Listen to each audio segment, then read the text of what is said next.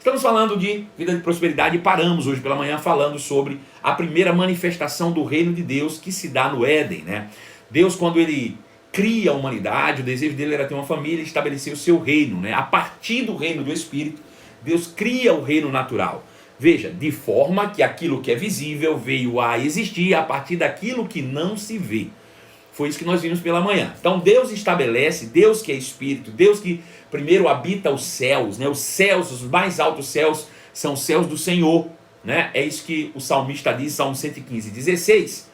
Então Deus, esse Deus, né, que habita os mais altos céus, a partir do seu reino espiritual, ele estabelece um reino físico, né? E coloca nele aquela que é a sua coroa da criação, né? A humanidade, que é a extensão da sua própria existência, ou seja, a sua própria família, os seus filhos. E dá a esses filhos, a essa família real, a capacidade, o direito, né, de governar sobre a terra, de estabelecer o governo de Deus sobre a terra a partir do reino do Espírito. É óbvio que Deus é que era a sua maior influência, e a partir do reino do Espírito, a partir do reino espiritual, Deus, né, através do seu corregente, vamos botar dessa maneira, né, aqui na terra, que era Adão, ele estabelecia o seu reino na terra, para que a sua vontade fosse expressa aqui na terra, da mesma forma que ela é expressa no céu. Mas nós vimos que, infelizmente, Adão cometeu alta traição contra o reino, né? A palavra do rei, ela é uma palavra poderosa, né? A palavra do rei, ela é infalível. Então, você se posicionar contra a palavra do rei, ou do Senhor, né, nesse caso, obviamente que isso se configura traição, né?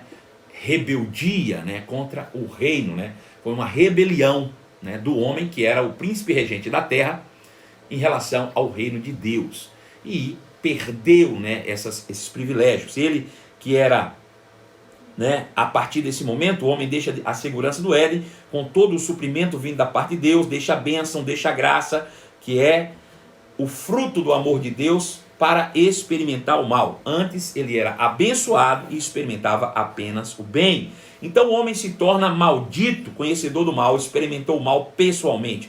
A partir daí, Deus não é mais responsável pela vida do homem, mas o homem se torna responsável por si mesmo. Então veja, quando o homem perde, nós vimos isso, né, de manhã, e se você não viu a live de manhã, ela está disponível ainda aí nos nossos stories, ou então a partir de amanhã ela estará também no canal no YouTube. Quando o homem perde esse domínio, Deus o tira, e eu quero ler esse texto para que você veja isso bem evidentemente, de dentro do Éden e o coloca na terra, né? Veja, o Senhor, Gênesis capítulo de número 3, verso 23, é uma das consequências do pecado de Adão. A Bíblia diz que o Senhor Deus, por isso, o lançou fora do jardim do Éden, a fim de lavrar a terra de onde fora tomado. E expulso o homem, colocou querubins ao oriente do jardim do Éden e o refugir de uma espada que se volvia para guardar o caminho da árvore da vida. Então veja, Deus tira o homem do Éden e coloca ele para lavrar a terra de onde ele fora tirado. Veja, alguém me perguntou hoje, durante o dia, né, ouvindo a live pela manhã, o seguinte: bom, se Deus tirou ele do Éden e colocou na terra, onde era o Éden? Veja, quando eu disse que Deus o tirou do Éden e o colocou na terra de onde ele fora tomado, eu não estou falando exclusivamente de um local físico ou geográfico, eu estou falando de uma posição de governo. Deus o tirou do Éden, que era o governo de Deus, que era a presença de Deus manifesta. Deus o tirou do Éden, que era a manifestação aqui na terra do reino de Deus, e o colocou na terra para trabalhar, ou seja, de maneira natural. Então veja, ele perde o governo espiritual do reino de Deus e passa a viver em um governo natural na terra. Agora veja, ele não deixa de viver sem governo. Ele não vai viver mais sem governo. A questão é o seguinte: quando o homem estava no Éden, ele estava e era regente, ou seja, ele era o rei desse século, dessa terra, a partir de Deus, reinando sobre esse ambiente terrestre, dominando, governando segundo o seu propósito, a partir de Deus. Então, o homem, ele era o príncipe regente da terra, do reino de Deus. O reino de Deus se manifestou primeiramente lá no Éden. Quando o homem peca, ele perde esse status, mas não deixa de ter um governo. Ele é colocado num governo natural. Agora, esse governo natural é estabelecido por outro Deus, né? Ou outro que se diz Deus, que de fato Deus ele não é nada. Ou seja, Satanás, que foi de fato o pivô da traição, Satanás, que foi realmente o influente dentro da rebelião que tirou o homem do Éden, ou da presença de Deus, ou do reino de Deus, se aproveita da situação e estabelece também um reino natural aqui na terra, que nós chamamos ele de Império das Trevas. Ele tem outros nomes, nós falamos ontem. Paulo chama de este século, o sistema do mundo, né? Não vos conformeis a este mundo, não vos conformeis a este século, mas é o império das trevas.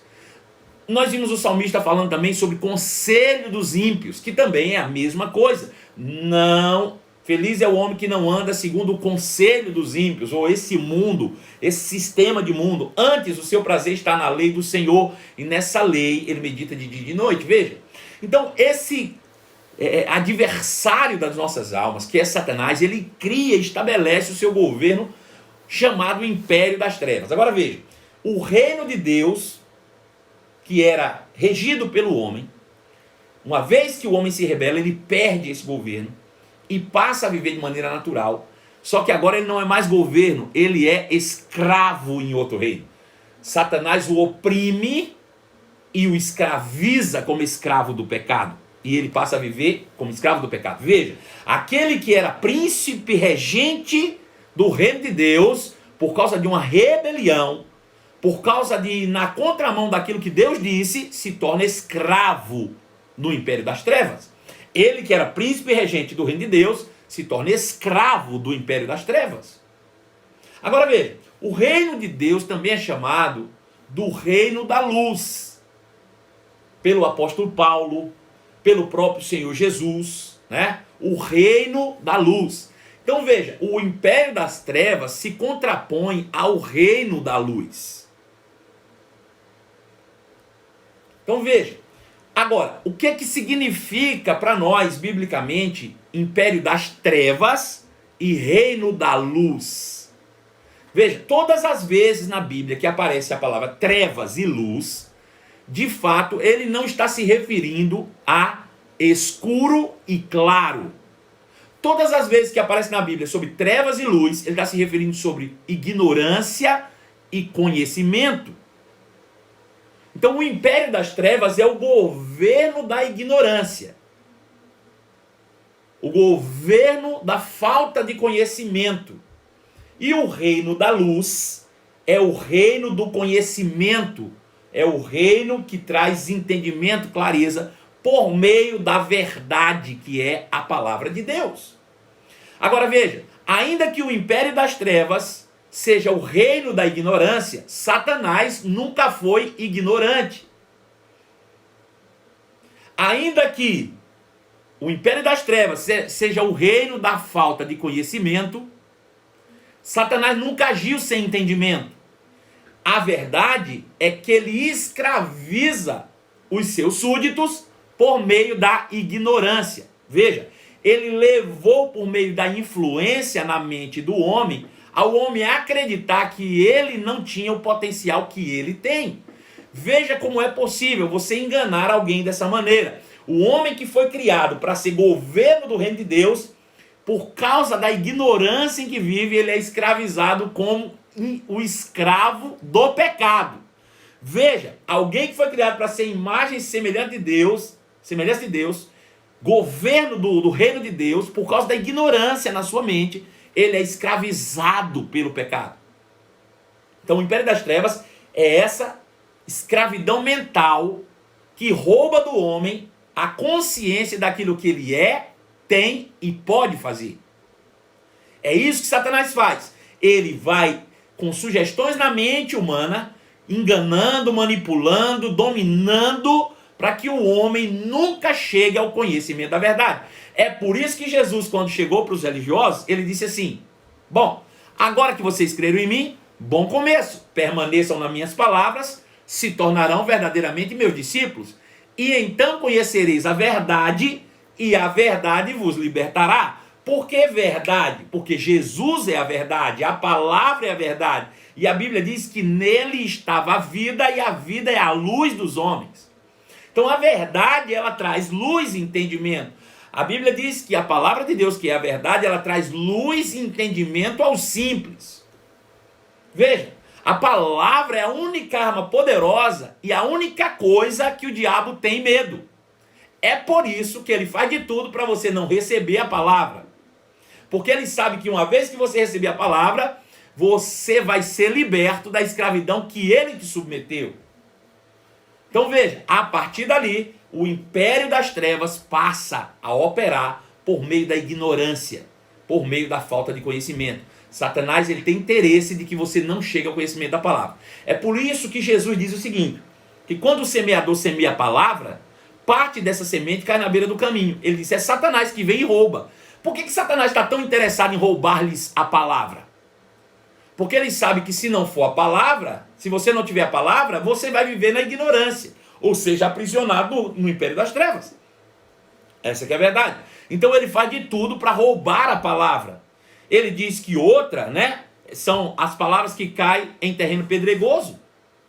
Ele diz que você ouve com alegria, mas logo que lhe vem uma perseguição, uma tribulação por causa da palavra. Quem é que cria perseguição e tribulação para te roubar a palavra? Satanás. Então veja, tudo o que ele quer fazer, ele não quer nada saber com você não. Se ele te roubar a palavra, está tudo certo. Porque sem a palavra você não é ninguém. Deu para entender isso? Então veja, a partir daquele momento, o império das trevas, o império da ignorância, começa a operar na vida da humanidade, escravizando-os cada vez mais e os privando de todos os benefícios que Deus já havia preparado de antemão para que nós andássemos nele. Veja, agora a gente precisa entender algo bem claro aqui. O homem era bendito quando estava no Éden, operando pelo reino de Deus. Deus foi quem o abençoou. Porém, por causa do pecado, ele se tornou maldito. Então o homem vivia debaixo da bênção e depois do pecado passou a viver debaixo de maldição. O homem vivia na bênção, passou a viver debaixo de maldição logo depois do pecado de Adão. Agora veja, se o homem vivia na bênção e passou a viver debaixo de maldição, isso significa também que o homem vivia lá no reino de Deus em graça. O que é graça? O reino de Deus funciona da seguinte maneira: se você anda segundo a palavra do rei ou do Senhor, em retidão e justiça, todas as outras coisas te são garantidas para cumprir o propósito. Buscai, pois, em primeiro lugar o reino de Deus, e todas as demais coisas vos serão acrescentadas. Por quem? Pelo rei, pelo Senhor do reino de Deus. É isso que Jesus diz lá em Mateus 6. Você não pode servir a dois senhores, por isso, busque em primeiro lugar o reino de Deus, que é um senhor melhor do que o dinheiro. Né? Então, se você está lá no Éden, se você vive lá nessa condição do reino de Deus, vem o Senhor daquele reino e nos proporciona tudo para o nosso aprazimento. Gratuitamente, ele diz, coma livremente de tudo que está disponível. É de graça, você não precisa pagar um preço. Você não precisa pagar um preço, está tudo disponível para você. Isso se chama graça, favor imerecido. Então, quando eu sou abençoado, vivo no reino de Deus, eu vivo na graça, pela graça. E a única coisa que pode me sustentar lá é a fé. Porque eu creio no que Deus disse e pratico o que Deus falou. Então veja, o reino de Deus só opera pela graça e a graça só se vive pela fé. Só que quando o homem pecou, ele perdeu tudo isso. Ele saiu do reino de Deus e foi para o império das trevas. E no império das trevas é o homem fazendo para se manter. Já não é graça, ele tem que pagar um preço. Ele não recebe uma dádiva, ele recebe o pagamento do que ele fez. Então isso se chama ou se configura lei. Então ele está no império das trevas, debaixo de maldição, na lei. E para viver da lei só se vive pelas obras. Então veja que houve uma revolução, né, dentro da realidade de toda a humanidade. E essa era a condição do homem logo após a queda, né? O homem agora está debaixo dessa maldição chamada lei. Debaixo da maldição da lei. Deus, porém, nunca desistiu do homem e o acompanhou durante toda a sua peregrinação até chegar a Cristo, onde ele foi resgatado definitivamente da maldição e voltou para os braços do Pai, ou seja, para a sua graça eterna. Desde o dia que o homem caiu. Veja, no dia que o homem caiu, Deus chegou e disse: Adão, você porventura comeu da árvore que eu te ordenara não comesse? Ele disse: foi a mulher que tu me deste. E ele foi para a mulher e disse: por que fizeste isso? Ela disse: foi a serpente que me enganou e eu comi. E ele chega para a serpente e diz: visto que isto fizestes, maldita és entre todos os animais domésticos e também és dentre todos os animais selváticos, rastejarás sobre teu ventre e comerás do pó da terra. Porém, inimizade entre ti e a mulher, entre a tua descendência e o descendente da mulher. Este te ferirá mortalmente a cabeça, e você o ferirá o calcanhar. Veja, logo após a queda, Deus já aponta para uma promessa, dizendo: um dia, o descendente da mulher, o ungido de Deus, vai esmagar a cabeça da serpente. Então, depois da queda, Deus já estava apontando que iria resgatar o homem. Deus já tinha definido o plano, Deus já estava com tudo pronto, e Deus começaria algo chamado a saga da redenção. Desde aquele momento, Deus já começou a trabalhar naquilo que nós conhecemos como a redenção da humanidade. O que significa redenção? Significa comprar de volta pelo mesmo preço. Veja, o homem é de Deus. Deus é que criou a humanidade, era dele. Mas Deus o criou para ser livre no seu reino. E ele se vendeu por causa do pecado. Se vendeu por causa do pecado, entrou em rebelião com Deus e agora se tornou escravo do pecado no império das trevas. Redenção significava Deus comprar de volta o que era dele para libertá-los mais uma vez. Por que preço? Pelo mesmo preço que ele foi vendido. Redenção é isso, é comprar de volta pelo mesmo preço que um dia foi vendido. Então veja, Deus nunca desistiu do seu plano, nunca. Só que Deus não poderia fazer isso de imediato. Primeiro, porque ele não tinha o preço para pagar. Se foi um homem que pecou, apenas um homem justo poderia livrá-lo do pecado. E Deus não tinha, todos pecaram, destituídos estavam da glória de Deus. Então, Deus precisa agora trabalhar nessa redenção. Agora, veja que complicado que seria isso. Por quê? Porque uma vez que os céus, os mais altos céus, são os céus do Senhor, a terra, por sua vez, a terra, ele a deu aos filhos dos homens. Deus deu uma concessão de governo ao homem, que por sua vez perdeu essa terra moralmente para o diabo. O diabo subjugou a humanidade na escravidão da ignorância, tomou-lhe toda a autoridade e passou a ser o Deus desse século. Agora veja, a terra em si pertence a Deus, mas o governo da terra foi dado aos homens. E esse, por sua vez, perdeu para o diabo. Então veja, o diabo não é dono da terra, o homem não é dono da terra, mas Deus deu ao homem a concessão do governo da terra, e este, por sua vez, transferiu-a para o diabo. O diabo subjuga a humanidade na ignorância, para ele não saber que ele tem o controle da terra. E então, ele faz o quê? Ele pega e escraviza o homem. Agora, se Deus deu, Deus é tão soberano e a palavra dele é tão real, tão fiel e imutável, que uma vez que ele deu, Deus precisaria de uma autorização do homem para agir na terra em favor do mesmo homem. Parece que às vezes é difícil de entrar na mente isso, mas é real. Veja só, Deus criou os céus, criou a terra, é tudo dele. Ele é soberano do universo, ponto. Só que na sua soberania, ele deu o governo da terra aos homens. E uma vez que ele deu, ele não pode tomar.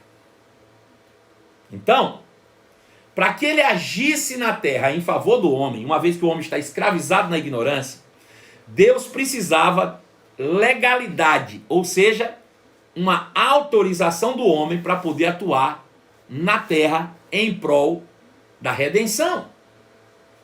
Então o que é que Deus faz? Deus começa a criar alianças. Alianças. Com quem? Com os homens. O que é uma aliança? É um pacto firmado, aonde aquilo que é meu passa a ser seu, e aquilo que é seu passa a ser meu.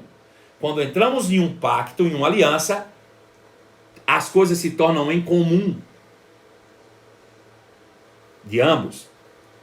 Então, como Deus nunca desistiu, os olhos do Senhor agora, adiantando um pouco a história, começam a passear por toda a terra em busca de um homem que estivesse disposto a operar segundo os princípios de Deus. Porque também tinha isso. Deus não poderia fazer de outra forma, uma vez que ele é justo. Ele não pode mudar. Ele tem que ser reto. Justiça e equidade. Deus não pode fazer de outra maneira. Tem que ser com retidão e justiça.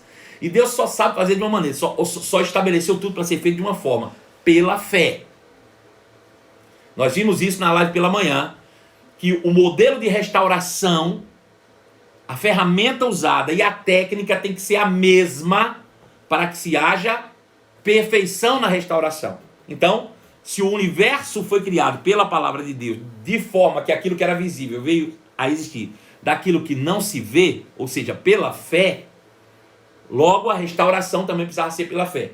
Então os olhos do Senhor começam a passear sobre a terra, procurando um coração ou um homem em que ele pudesse confiar e que estivesse disposto a crer para que Deus pudesse fazer uma aliança com ele.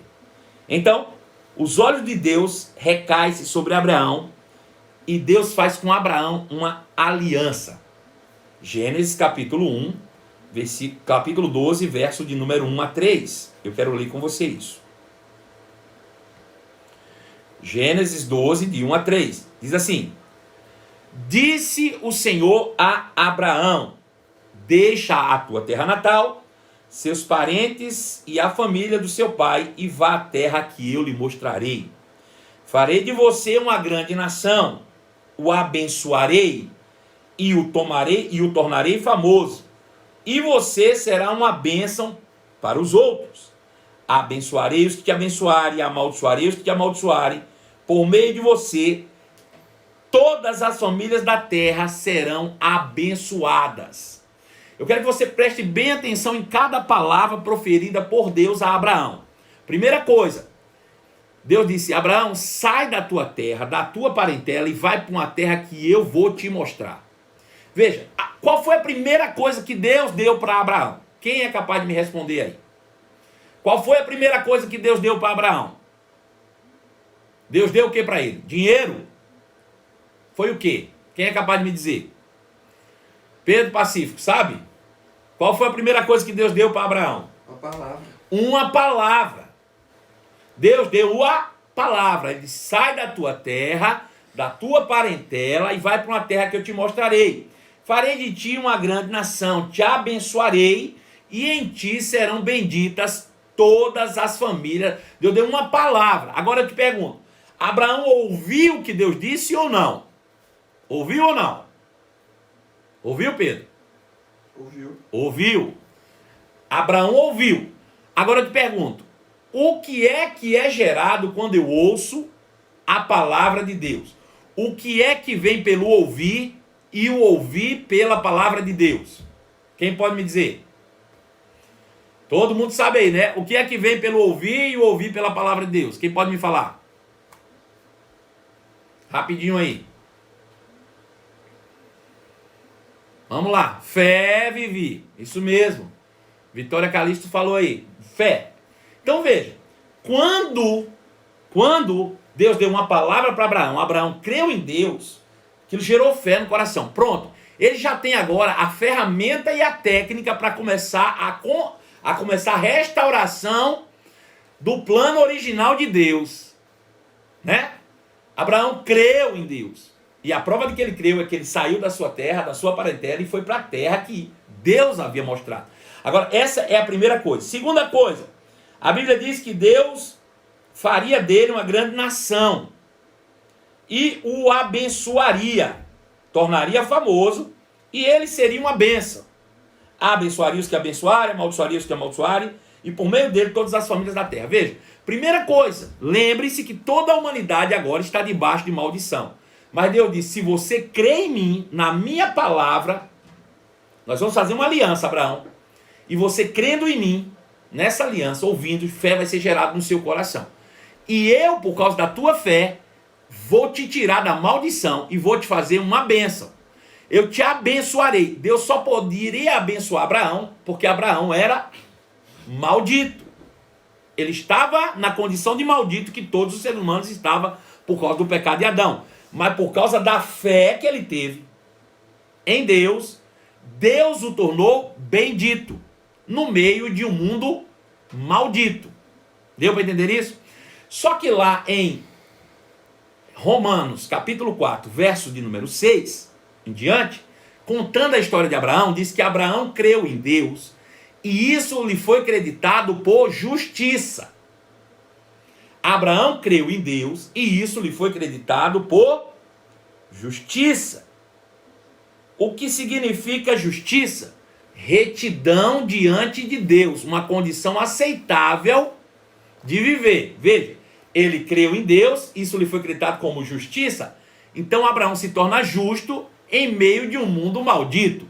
Essa é a condição ideal dele andar na presença de Deus. Então veja, ele cria uma aliança, se torna justo por causa da sua fé em Deus, Deus o considera justo e ele é abençoado. Agora veja, quando essa aliança é formada, agora existe uma legalidade de Deus atuar na terra por meio de Abraão, mas também existe uma legalidade do reino dos céus sustentar Abraão. Veja que curiosidade. Você não vai achar um só texto bíblico que diga que Abraão trabalhou e por isso prosperou. Não existe. A Bíblia diz que ele creu em Deus. Ele não é conhecido como o homem do trabalho. Ele é conhecido como o homem da fé. Isso quer dizer que ele não trabalhou? Não, claro, ele trabalhou a vida inteira. Só que a ênfase dele nunca esteve no trabalho para ganhar dinheiro. A ênfase dele era no trabalho pelo reino. E o reino o sustentava. Por isso, ele se tornou abençoado, ele se tornou riquíssimo, ele foi considerado o pai da fé. Deus encontrou a pessoa ideal. Outra coisa importante, a Bíblia diz que faria dele uma grande nação.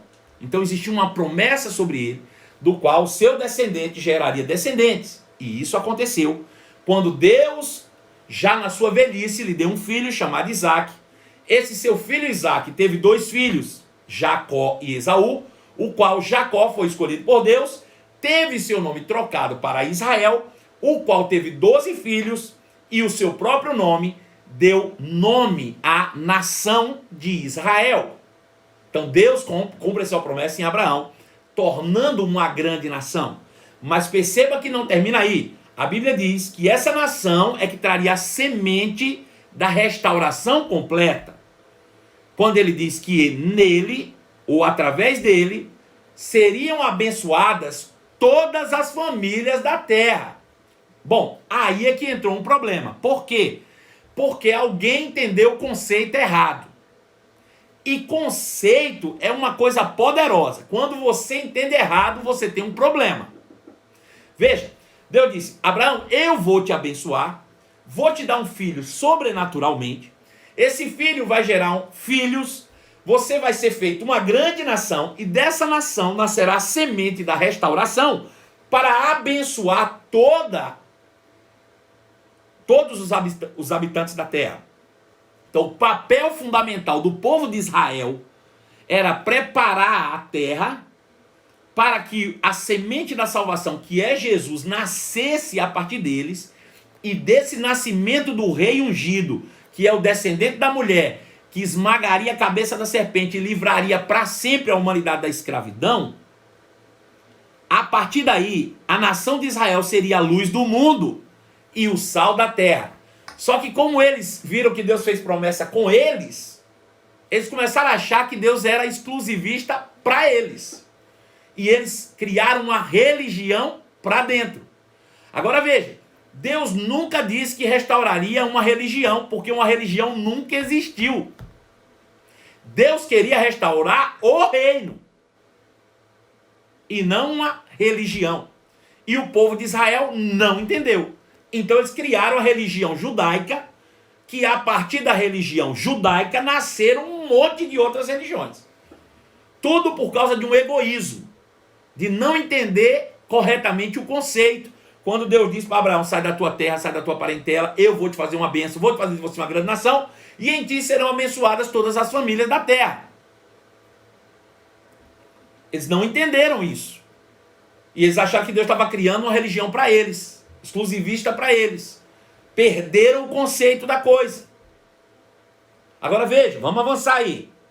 Lá em Gênesis capítulo 13, verso 1 diz assim: Abraão saiu do Egito, subiu para o Neguebe junto com sua mulher, com Ló e com tudo que possuía. Abraão era muito rico e tinha muitos rebanhos, prata e ouro. Do Neguebe prosseguiam em sua jornada, acampando ao longo do caminho em direção a Betel. Por fim, amarraram as suas tendas em Betel e ali, onde havia acampado anteriormente e onde Abraão havia construído um altar. Ali Abraão invocou o nome do Senhor. Mais uma vez, Ló viajava com Abraão, também havia enriquecido e possuía rebanhos e ovelhas, gado e muitas tendas.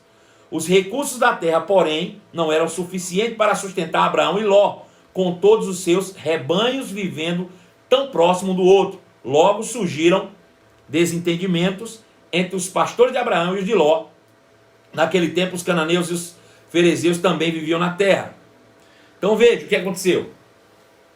Abraão enricou tanto, que a terra não dava conta da sua riqueza. Eles começaram a brigar, porque a terra não sustentava eles dois mais. Imagina o que é isso, é porque a gente nunca criou nada, né? Mas imagina o que é você ter um negócio e dar tanto dinheiro, começar a ganhar tanto dinheiro no negócio, que o banco vai virar para você e dizer assim, ei, não manda mais não, porque a gente não dá conta de pagar mais para você juro não. A gente não consegue mais não. Bem, tem uma história de um maluco aqui, no nosso mundo atual, que quebrou um banco na Inglaterra. Veja, o que é que a bênção de Deus não pode fazer sobre a vida de alguém? Abraão se tornou justo por causa da sua fé e foi abençoado e prosperou e ficou rico. A gente vê a história de Abraão em 2 capítulos da Bíblia, 2, 3 capítulos da Bíblia. Mas essa história você tem que lembrar que demorou anos e anos. Anos e anos. Foram 25 anos só para ele ter a concretização da promessa do filho. 25 anos. A maioria dos estudiosos acreditam que quando ele foi sacrificar Isaac, Isaac tinha pelo menos 30 anos de idade. Então 30 com 25 já são 55. Então foi um processo de enriquecimento. Não foi da noite para o dia. Foi uma vida com Deus. Foi uma vida de justiça. Foi uma vida pautada em retidão, que proporcionou a ele uma vida de prosperidade em todos os aspectos da sua vida, por causa da sua fé. Então veja, de onde vem a prosperidade?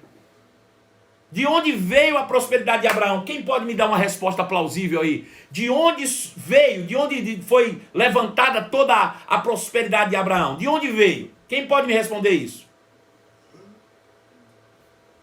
Quem pode me dizer? Aleluia. Da fé. Tia Ângela respondeu. Óbvio que é da fé. Veio pela fé. Aí eu te pergunto, onde é que começa a prosperidade?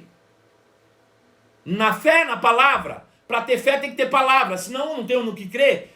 Fé vem pelo ouvir, ouvir a palavra. Deus precisa falar alguma coisa e eu preciso crer naquilo que Deus disse, para que eu possa prosperar. A prosperidade começa na palavra de Deus.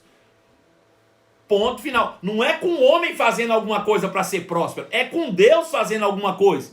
O que é que Deus fez? Ele deu uma palavra. Abraão creu em Deus, aquilo lhe foi acreditado como justiça, ele andou em retidão, foi abençoado por Deus e se tornou homem próspero. Aleluia! Veja a dinâmica. Agora veja, eu te pergunto, o que foi que Abraão fez para merecer o que ele tinha? Qual foi a atitude de merecimento de Abraão? Nenhuma. Ele fez tudo pela fé. Se ele não mereceu, foi um favor imerecido. Ou seja, mesmo em meio a um mundo maldito, Deus opera com a sua maravilhosa graça sobre a vida de Abraão. a graça maravilhosa de Deus se manifesta sobre a vida de Abraão. Não foi pela prática da lei, foi pela fé em Deus ou na sua palavra que ele prosperou. Agora veja, Gênesis capítulo 14, verso 18 diz assim: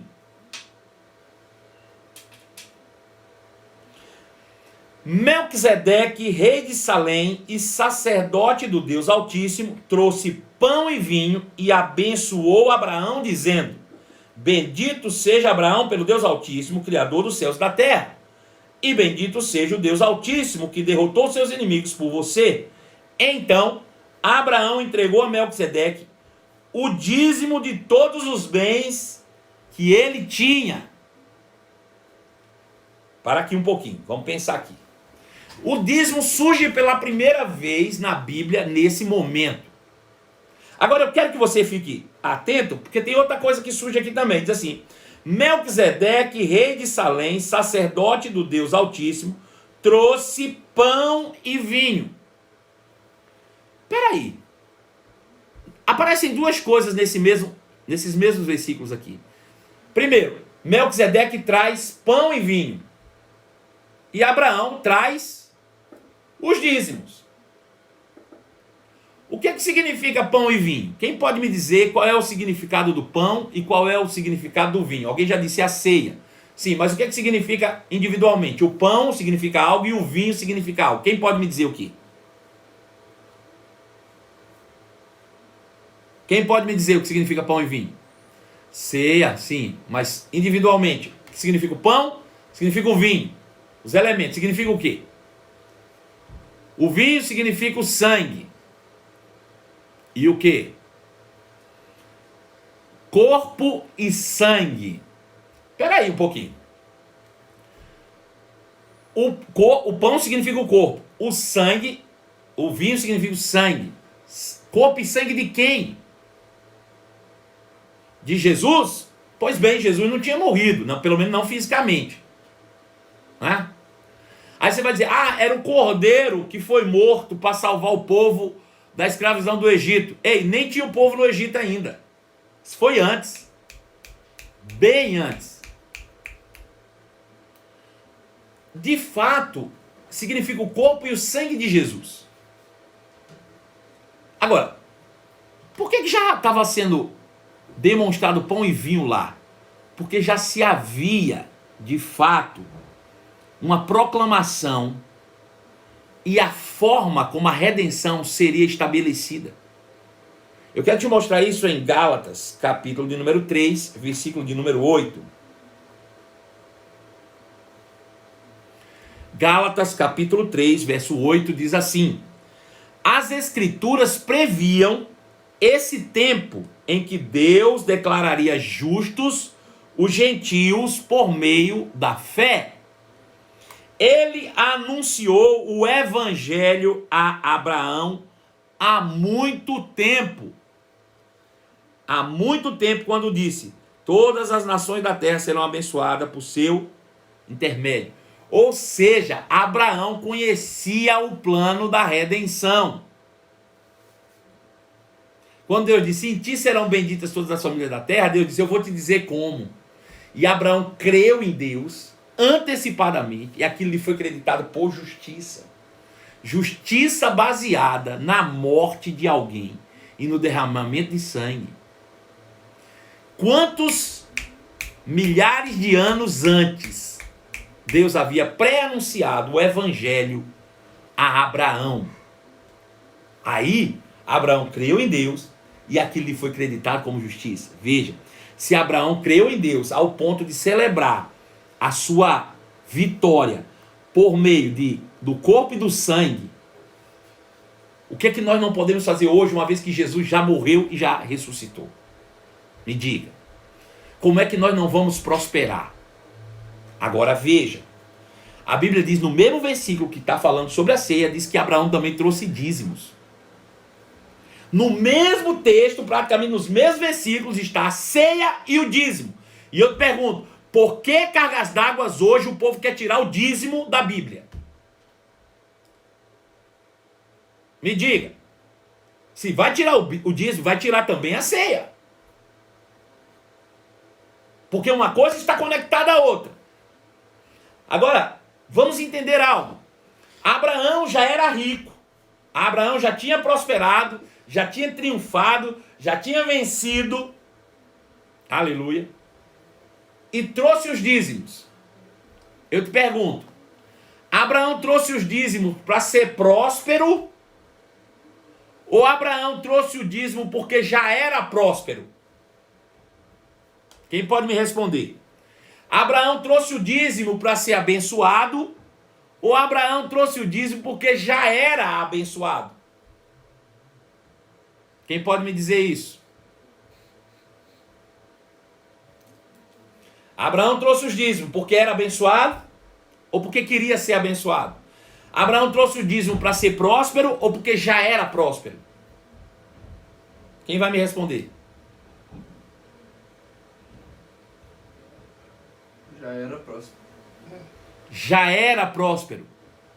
Veja, o que é então o dízimo? O dízimo é o meu reconhecimento de que eu sou um cidadão do reino. Todo reino tem um rei ou senhor que é dono. Todo reino tem uma constituição, uma carta magna, que é a palavra. Todo rei tem súditos, que são os filhos do rei, nesse caso. Todo reino tem tributos, que declaram que você faz parte desse reino. O dízimo é o meu reconhecimento como cidadão do reino do céu. O dízimo é a minha atitude de fé de dizer, eu creio que quem me sustenta é o reino e não o mundo. Quando eu tenho consciência de que é o meu trabalho, a força do meu braço, eu estou me comparando com Adão caído. Quando eu sou fiel no meu dízimo, eu estou me comparando com Adão no Éden. O dízimo é a única forma, e Deus não ia estabelecer isso à toa, irmão. É a única forma de você declarar publicamente, pela fé, que você é um cidadão do reino de Deus. Que você é participante da glória divina. De que você é sustentado, não pelo que se vê, mas pelo que não se vê. Que a tua fonte não é natural e terrena, mas ela é espiritual e celestial. O dízimo significa isso. É a única maneira de você declarar publicamente pela fé que você é sustentado pelos céus. É sustentado por Deus. Essa é a única forma e a única maneira de evidenciar isso. Então, ele traz isso e sela esse momento. Então, mesmo em mundo caído, maldito, Abraão creu em Deus e sua fé lhe produziu justiça, retidão, equidade.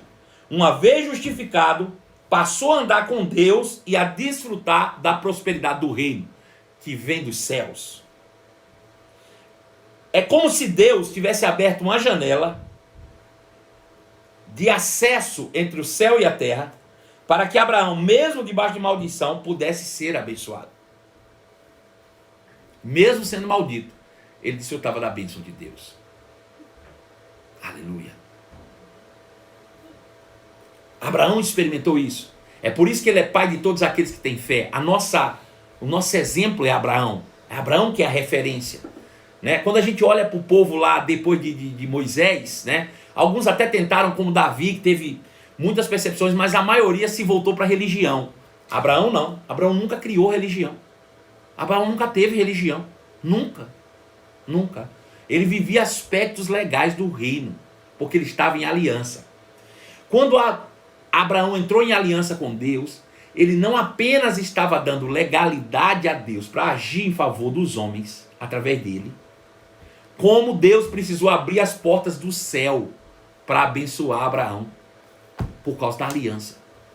Agora, Deus podia agir na terra, por meio de Abraão, para promover a redenção, mas Abraão também podia acessar as riquezas do reino, por causa da aliança.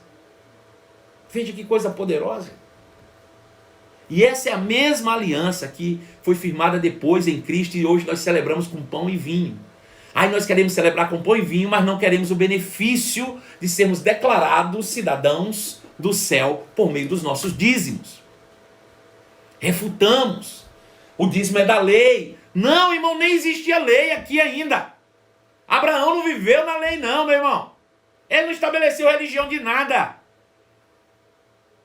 Ele foi alcançado pela plena graça e misericórdia do nosso Deus. Foi encontrado no meio de uma multidão com o coração correto. E por isso, crendo em Deus, prosperou. Entrou em aliança e reconheceu isso publicamente, devolvendo nas mãos do sumo sacerdote, ou do sacerdote Melquisedeque, os dízimos de tudo quanto possuía, em demonstração de reconhecimento, gratidão, amor, fé, de que ele era agora um cidadão conectado com os céus. Aleluia! Aleluia! É isso! E é dessa maneira. Então, Gênesis 13, verso 1 e 2 diz: Abraão saiu do Egito, subiu no Negueb junto com sua mulher, e ele era muito rico, muito rico. Gênesis 25, 7 diz: Abraão viveu 175 anos e morreu em boa velhice, depois de uma vida longa e feliz. Deu o último suspiro e morreu. Reunir-se aos seus antepassados. Uma velhice. Veja, Abraão não precisou de doença para morrer. Abraão não morreu de Alzheimer. Abraão não morreu de artrite, de artrose. A Bíblia diz que ele teve uma vida longa e feliz. De toda a velhice. Cumpriu seus dias sem problema, sem doença, sem miséria, sem nada. Por quê? Respaldado pelo céu. Respaldados pelos céus. Aleluia. A bênção de Deus a Abraão, irmãos. As pessoas ficam, porque quando pensam em bênção, pensam em bens, né? Não tem nada a ver. A bênção de Abraão foi a justiça que ele alcançou pela fé. E é a condição de justiça que te coloca favorável a viver na presença de Deus e, obviamente, receber o benefício do reino. A bênção de Abraão foi justiça por meio da fé. Deus o abençoou, tornando justo. E aí, ele se tornou uma bênção. E ele passou a ser o desfrutar de todos os benefícios do reino, dos céus que estavam disponíveis sobre ele. Gênesis capítulo 30, verso 43 diz: o resultado foi que Jacó se tornou muito rico, dono de grandes rebanhos e também servos e servas. Ou seja, os seus descendentes também desfrutaram da mesma bênção. Mas por causa da circunstância dos filhos de Israel, nós sabemos o que aconteceu, né? Eles acabaram aprisionados e indo para o Egito. Na verdade, foram como príncipes e acabaram aprisionados no Egito. E depois de 430 anos, que estavam escravizados no Egito, Deus então levanta um libertador. Êxodo capítulo 2, verso 23 diz assim: depois de muitos anos, o rei do Egito morreu. Os israelitas também, porém, continuavam a gemer sob o peso da escravidão. Clamaram por socorro e seu clamor subiu até Deus. Ele ouviu os gemidos e se lembrou da aliança que havia feito com Abraão, Isaque e Jacó, e olhou para os israelitas e percebeu a sua necessidade. Veja, foi a palavra, mais uma vez, escrita, que fez os israelitas saberem que Deus tinha feito uma promessa para o seu antepassado Abraão. Eles clamaram a Deus, disse: Deus de Abraão, de Isaque e de Jacó. Como é que eles sabiam? Estava escrito que Deus tinha feito aliança com eles. Então, mais uma vez a palavra. Tudo começa com a palavra. Tudo começa com a palavra, irmão. Não tem outra maneira de Deus trabalhar se não for pela palavra. Eles descobriram a palavra e disseram: tem uma aliança com o nosso antepassado e que alcançaria a nossa descendência. Vamos clamar. Clamaram a Deus. Deus levantou Moisés como libertador. E Moisés trata de tirar o povo do Egito, da escravidão, conduzi-los por aquele grande, terrível, temível deserto, de serpentes abrasadoras, de escorpião, de securas, e os colocar às portas da terra prometida. Terra esta que foi alcançada pelo seu sucessor, Josué. Então veja, nós paramos aqui, entendemos isso. Amanhã pela manhã, nós vamos dar sequência a partir daqui e vamos ver como foi o desenrolar de tudo isso durante o Antigo Testamento. Deus, né, anunciando por meio de profetas que um dia o Messias veria para arrancar o povo da escravidão, mas não é da escravidão só do Egito, é da escravidão do pecado e levá-los de volta para a presença. Ou seja, Deus restauraria o reino. Não o reino natural não, meu irmão. O reino do Espírito, o reino de Deus. É por isso que quando Jesus chega, eu vou antecipar um pouco a história, depois a gente vai voltar. Quando Jesus chega, a mensagem de Jesus não foi: arrependei-vos, é chegado uma nova religião. Não. Ele disse: arrependei-vos, pois é chegado o reino de Deus. Veja, o discurso de João Batista era: arrependei-vos, está próximo o reino de Deus. Ele dizia: arrependei-vos, está próximo a chegada de uma nova religião. Então, o que Deus queria e fez por meio de Jesus foi restaurar a nós o seu reino, o seu governo. Ele nos libertou do império das trevas. Como? Por meio do conhecimento da verdade. Conhecemos a verdade e a verdade nos libertou. Ele disse: você precisa entender que você é filho. No dia que você entender que você é filho de Deus, você vai ser verdadeiramente livre, porque o filho que há em você vai te libertar. Se o filho te libertar, se a consciência de filho te libertar, verdadeiramente, você será livre. Livre, livre e livre. É por isso que Satanás treme com cada uma dessas lives aqui. Sabe por quê? Porque luz tem chegado na sua vida. Conhecimento tem chegado na sua vida. Moldado a sua mente para que você saia da religião e usufrua dos benefícios do reino de Deus. Tem alguma pergunta aí, Pedro? Vamos abrir a caixinha de minhoca. Vamos lá. Amanhã, 11 horas da manhã, tem mais. Vamos lá.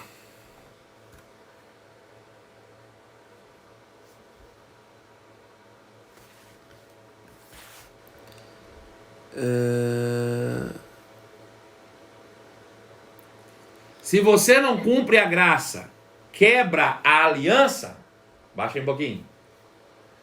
Exatamente. Paulo diz o seguinte: se você inventar de ficar praticando qualquer que seja dos aspectos da lei, se você não decidir viver por fé, desfrutando da graça, se você for inventar, fazer qualquer coisa por merecer receber algo, você caiu da graça, ou você decaiu da graça, e Cristo de nada se lhe aproveita.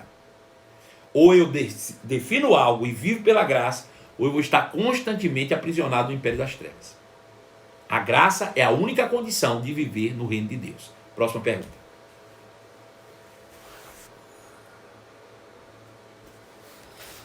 Todos os que obedeceram fizeram parte da aliança? Como é? Todos que obedeceram fizeram parte da aliança. Certo? Certo. Eu fiz a pergunta, mas está afirmando. É. O que acontecerá com o cristão que não dá o dízimo? Será cobrado por Deus? Veja só. Veja só. Isso é bem interessante, uma pergunta interessante. Vocês não vai dar tempo para responder tudo não, mas eu vou tentar aqui, tá bom? Veja, como o dízimo não faz parte de um aspecto legalista, o dízimo não é um tributo por obrigação, é um reconhecimento. Eu poderia dizer que ele é uma motivação do coração. Quando eu digo que dízimo é gratidão, quando eu digo que dízimo é honra, quando eu digo que dízimo faz parte do amor, dízimo então não é um aspecto legalista. Dízimo de fato é uma atitude do coração. Se dízimo não é um aspecto legalista, não existe uma lei que estabeleça, então não existe uma penalidade legal para quem não dá. Agora, isso não quer dizer que não exista, como é que eu vou dizer, consequências de não ser dizimista. Veja, se é uma motivação, não dar dízimo também é uma motivação. E qual é a motivação que as pessoas não dão? Por exemplo, avareza é uma. E avareza é idolatria. E idolatria é pior do que pecado e feitiçaria. E feiticeiro não pode herdar o reino de Deus. Então veja, se a pessoa não dá o dízimo por avareza, ele é idólatra, logo coloca o dinheiro no lugar de Deus, e isso faz com que ele não desfrute de todos os aspectos do reino. Ah não, não é porque eu sou isso não, é porque eu não sabia. Bom, a ignorância, não é? Então é exatamente por falta de conhecimento que o povo de Deus tem sido destruído. Então se você não dá por ignorância, vai ser destruído do mesmo jeito. Não, eu não dou porque eu tenho medo. Bom, o medo é a porta que destrói a vida dos crentes. Então, tudo o que você fizer que vai na contramão daquilo que é a palavra de Deus, você vai sofrer penalidades realmente bem severas, tá bom? Não por Deus, mas pelas as consequências dos seus atos. Um beijo no seu coração, faltam 40 segundos. A gente se encontra amanhã às 11 horas da manhã. Amo vocês e até logo mais.